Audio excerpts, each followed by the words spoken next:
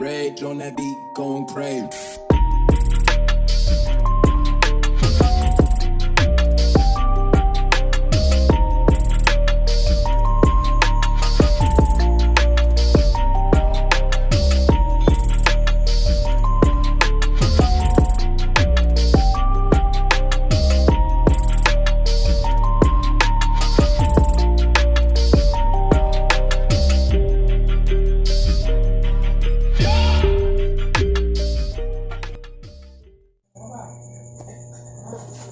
Welcome mga buddy sa channel natin ulit. Panibago tayong video. Magdi-DIY tayo ng replacement ng padena sa ng sprocket. So ayan, kasi ang dating nakakabit dito is 1442. Tapos papalitan natin ng 1545 na combination para may konting hatak. So after malagyan natin, titignan natin kung may resulta ba yung ganong combination. Tara.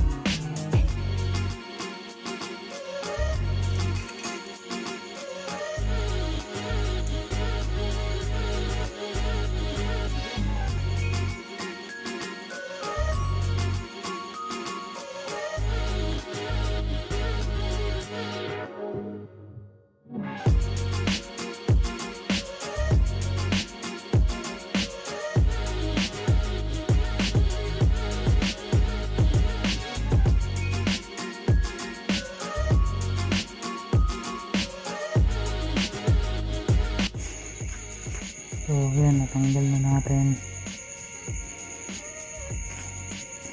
Fix stud. Tanggalin natin isa-isa yan.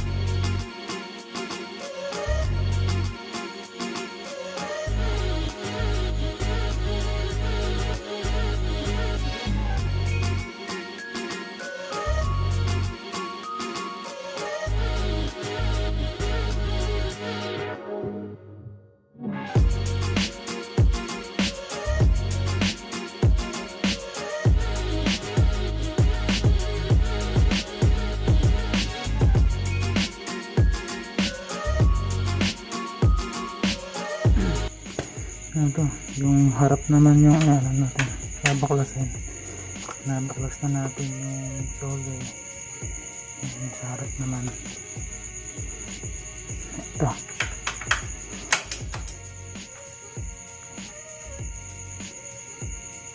Tara.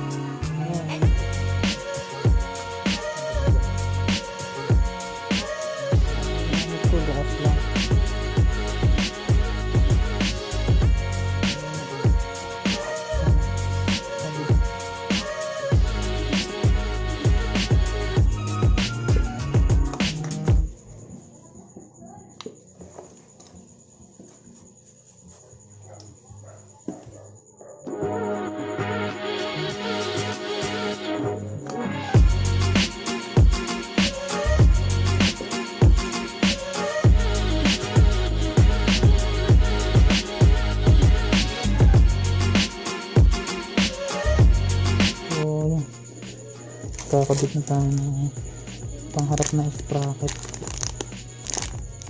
Okay.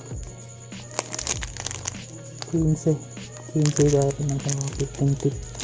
Tapos yung is 45. 15-45 yung ikakabit natin.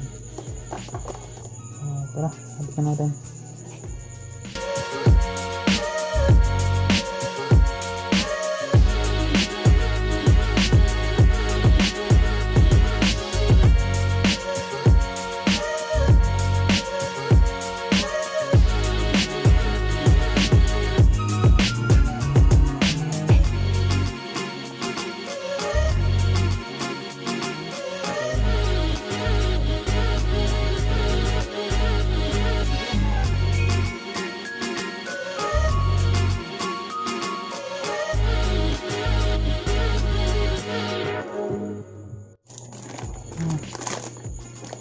Ito tayo ng kadena.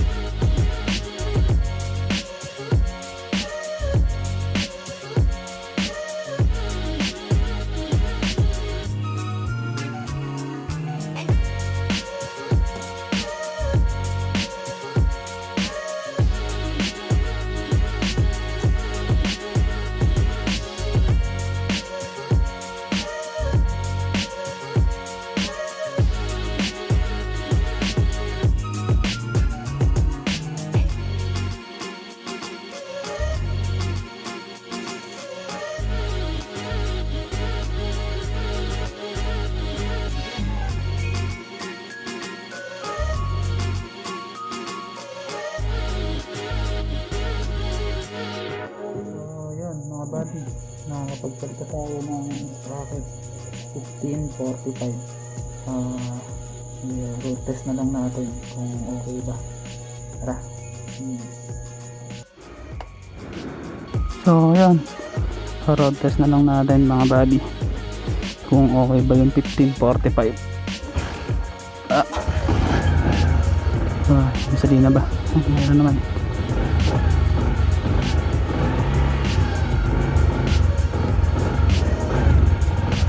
Yan, may aso ko yan. Yan natin mga buddy. So kaya ganitong build din yung ginawa ko, kasi dito yung lugar namin is di naman sementado. Try lang natin. So yun, maganda naman yung hatak niya. Okay, ayos oh. Ayos mga buddy. Parang din isang stock kasi 15 yung kinapit natin, kaya okay yung ano natin. Parang stock din.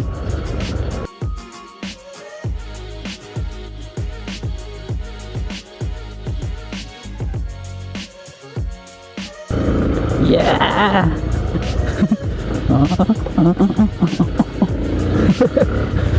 Ayos ba mga buddy? Up, yeah. Okay, maganda. Pagdihata ko na. So, yun buddy, itong building na natin kasi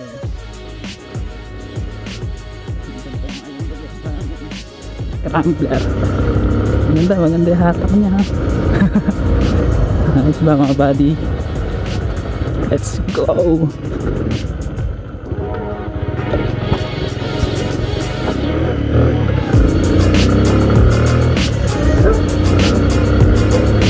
Mga buddy, okay naman yung hatak niya, parang stock pa din.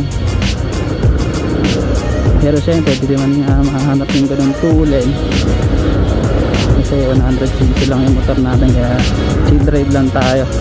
So okay naman, hindi satisfied naman tayo sa 1545 na combination. Okay naman siya. So yun mga buddy, nandito na lang yung vlog natin. Maraming salamat sa pagtambay at thank you. Like, share and subscribe po mga buddy para updated kayo sa mga susunod natin video. So yun, balik na tayo. So yun, okay naman yung naging ano natin, yung combination natin. So balik na tayo mga buddy. Like, share and subscribe. Okay, peace out.